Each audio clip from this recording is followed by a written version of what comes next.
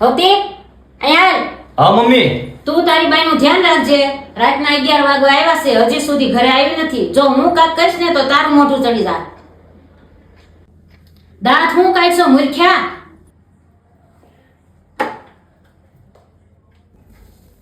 આ કઈ સમય છે ઘરે આવવાનો? તું આ ઘરની વહુ છો, દીકરી નહીં. તારા નખરા આય નહીં હાલે. તું ભલે મહિને 10,000 કમાતી હોય કે 1 લાખ, પણ સાંજે 7 વાગે ને એટલે ઘરે આવી જવાનું.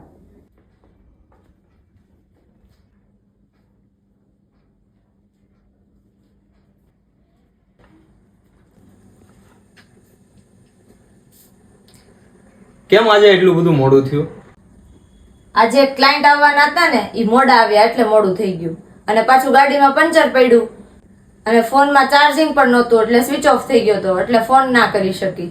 હે દીકુ, શું દીકરીને જ એની રીતે જીવવા મળે?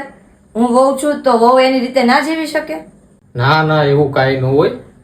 આ તો મમ્મીને તારી ચિંતા હોય ને એટલે તારી ઉપર ગુસ્સો કર્યો, બાકી એના મનમાં એવું કાંઈ નહીં હોય. જો બેટા, તું આ ઘરની આબરૂ છો. હું તને કાક કહીશ ને એ મને પોહાય, પણ કાલ સવારે બીજું કોક તને કહીને જાશે ને એ મારથી સહન નહીં થાય. જો બેટા, હું તને મારી દીકરી જ માનું છું, વહુ નહીં.